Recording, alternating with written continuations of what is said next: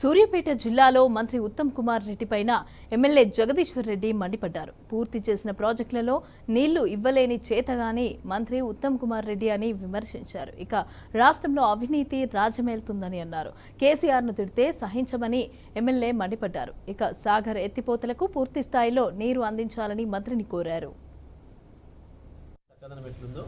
మీ irrigation శాఖ నిర్వాహకం ఎందుకు కాళేశ్వరం నీళ్ళు 4 ఏళ్ల నుంచి వచ్చిన ఇప్పుడు ఆపిన ఉంటుంది.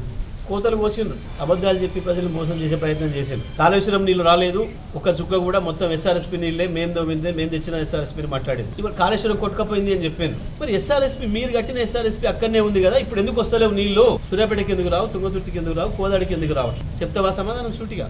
ఎందుకు నాగార్జునసాగర్ ఎడమ కాలువలో మొన్నటి వరకు మేము 11,000 క్యూసెక్ల నీళ్ళు ఇచ్చినాం, ఎందుకు ఇవాళ కేవలం నువ్వు 6,000 క్యూసెక్లు ఇచ్చి చెరువులు నింపకుండా రైతాంగం పొలాలు ఎండబెడుతున్నావు? ఎడమ కాలువ కింద కూడా ఎస్ఎల్బీసీకి కూడా పూర్తి స్థాయిలో నీళ్ళు తేవడం లేదు. నిన్న మనం 2 రోజులు ధర్నా చేశారు కదా తిప్పర్తి మండలంలోనే. నీ స్వయంగా నల్గొండ మంత్రి నియోజకవర్గ రైతులే సిగ్గనిపిస్తలేదా మీకు? ఇంకా మీరు చెప్పిన అబద్ధాలు మాత్రమే వింటారు.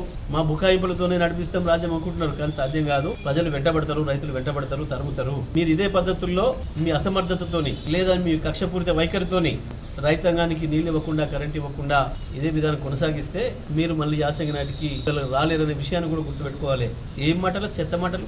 ప్రతి రివ్యూలో, అధికారిక రివ్యూలో ప్రభుత్వ సొమ్ముతోని హెలికాప్టర్లో తిరుగుకుంటా మీరు వాగుతున్న వాగుడు, సులువు వాగుడు, ఏం వాగుడు, చెత్త వాగుడు. బుద్ధి ఉండాలి కదా. ఎక్కడ కూర్చున్నాం, ఏ రివ్యూలో ఉన్నాం, ఇది రాజకీయ సభనా, ఇది అధికారిక సమావేశమా, సోయి ఉండాలి కదా.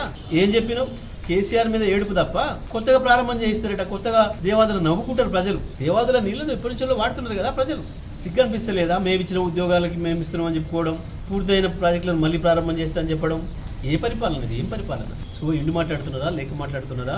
ఇప్పటికైనా ఉత్తమ్ గారు ఆ శాఖ మీకు చేయొస్తే చేయండి, లేదంటే కూర్చొని ఆలోచన చేసుకోండి. కానీ నీకు అర్థం కాక, నీకు చేయరాక ఇంకా కేసీఆర్ మీద పడి ఏడుస్తా, కేసీఆర్ని తెప్పించుకుని తిట్టి బయట పడతా అని అనుకుంటున్న రైతుల నుంచి సాధ్యం కాదు. మొదలైంది అప్పుడే, రైతుల్లో చర్చ మొదలైంది.